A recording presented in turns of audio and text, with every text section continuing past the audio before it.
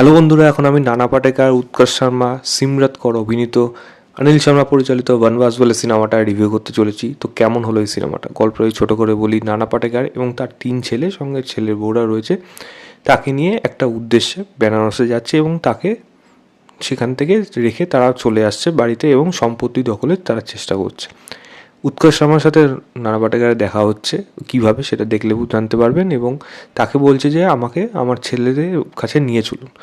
যে নানা পাটেকার, যে একজন ডিমেনশিয়া পেশেন্ট, সে মাঝে মাঝেই সমস্ত কিছু ভুলে যায়।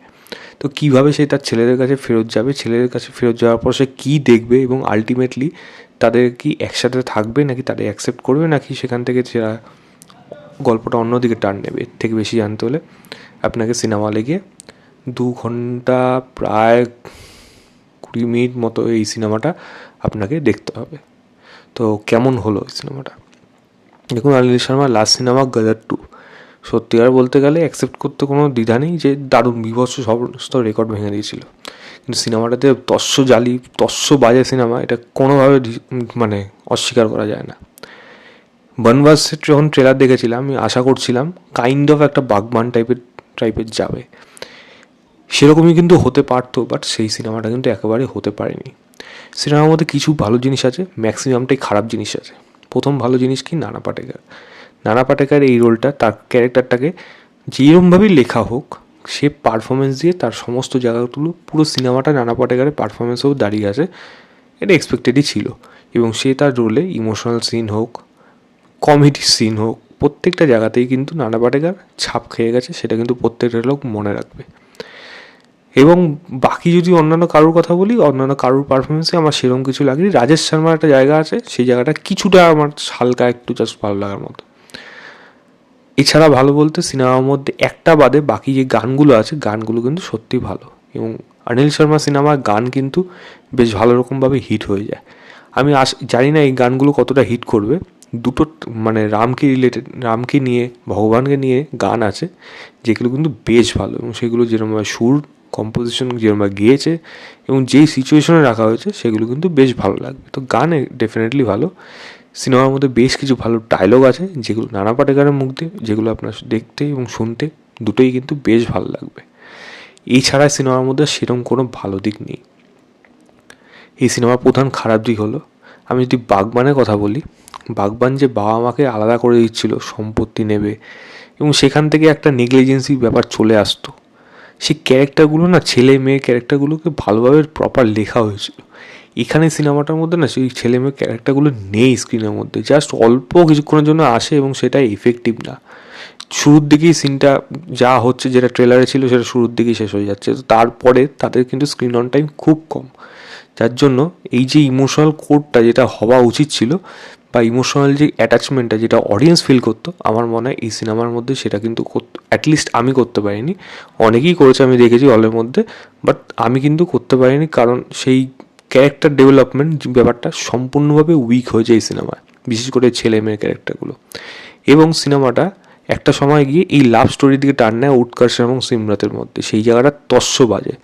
একটা জায়গা স্টেজ হয় না ভালো, একটা জায়গায় লাভ স্টোরিটা ওয়ার্ক করে না, এবং তাদের কেমিস্ট্রি, তাদের পারফরমেন্স, মানে উৎকর্ষ তো আরও মানে যত দিন যাচ্ছে তত খারাপ পারফরমেন্স করছে।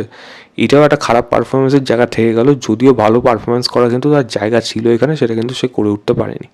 তো তাদের পারফরমেন্সও ভালো না। রাজপাল যাদবকে রাখা হয়েছে জোর করে কমেডি করার জন্য, সেগুলো ওয়ার্ক করেনি। বাকি যারা ওয়েস্টার্ন রয়েছে বা অন্যান্য যারা যারা রয়েছে, কারোর পারফরমেন্স আমার সেখানে সেরকম কিছু ভালো লাগেনি।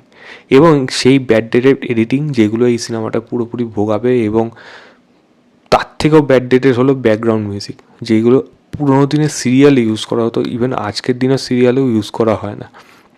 মানে এত বাজে ব্যাকগ্রাউন্ড মিউজিক। একটা ড্রামা যখন আমি দেখবো, সিনেমার মধ্যে বেশ কিছু জায়গা ড্রামার পোর্শন কিন্তু পারফরমেন্স দিয়ে তারা উতরে দিচ্ছে, কিন্তু বাকি জায়গাটা কিন্তু একটা ভালো ব্যাকগ্রাউন্ড মিউজিকের প্রয়োজন হয়, যেখানে ড্রামাটা কিন্তু ভালোভাবে ওয়ার্ক করে।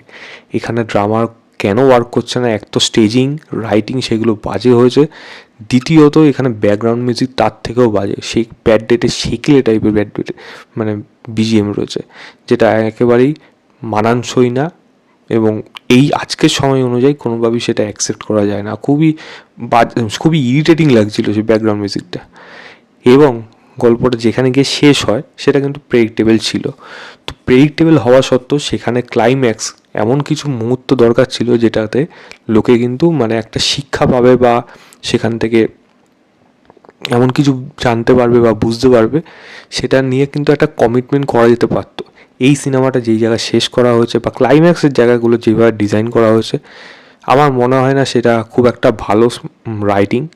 রাইটিং তো খুব বাজে এই সিনেমার জন্য, স্ক্রিন প্লে তার থেকেও বাজে, এডিটিংও বাজে, যার জন্য ক্লাইম্যাক্সটা যেই পর্যায়ে যাওয়া উচিত ছিল সেটা কিন্তু যেতে পারে না।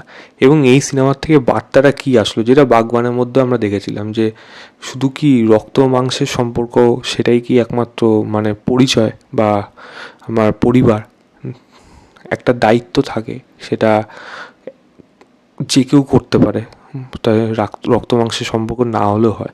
সেটা বাগবানে এত সুন্দরভাবে উঠে এসেছিলো, যেটা কিন্তু এই সিনেমার মধ্যে একেবারে উঠে আসে না, খুবই বাজেভাবে সেটা দেখতে লাগে। এবং ফেক অ্যাক্টিং এবং ফেক ড্রামা এবং সমস্ত কিছুই যেন একটা আর্টিফিশিয়াল জিনিস যখন মনে হচ্ছে, তখন গিয়ে কিন্তু অ্যাটাচমেন্টটা কোনোভাবে কিন্তু হয়ে উঠতে পারে না। এই সিনেমার মধ্যে আরও প্রচুর খারাপ জিনিস আছে রাইটিং লেভেলে, লজিক তো ছেড়ে দিন, ভিএফএক্সের কাজ যেগুলো মানে সিজির কাজ যেগুলো রয়েছে এখানে একটাও ভালো না, এরকম অজস্র জিনিস রয়েছে। বাট এই সমস্ত কাজে এই দিকে খারাপ বলার থেকে মেন যে ফোকাস, যে মেন যে জিনিসটা ছিল সেটাই কিন্তু হয়ে উঠতে পারলো না। সেই যে একটা বন্ডিং হবে সেটা বা এটা মানুষকে এরকমভাবে ভাবাবে সেটা বা বোঝাবে শেখাবে, সেটা কিন্তু হয়ে উঠতে পারে না। তো আমার কাছে এই সিনেমাটা একটা বাজেই সিনেমা, বলতে খারাপ লাগছে, বাট কনসেপ্ট ভালো হওয়া সত্ত্বেও মানে এক্সিকিউশন খুবই বাজে, খুবই বাজে। আমি ম্যাক্সিমাম এই সিনেমাটাকে 1.5 to 2 স্টার দেবো, জাস্ট নানা পাটেকরের জন্য। আউট অফ 5 বলবো দেখার ইচ্ছে হলে দেখতে পারেন। তো এই ছিল আমার ওভারঅল রিভিউ বনবাস বলে সিনেমাটা। ভিডিওটা ভালো লাগলে লাইক শেয়ার, চ্যানেলটাকে অবশ্যই সাবস্ক্রাইব করবেন। বাই।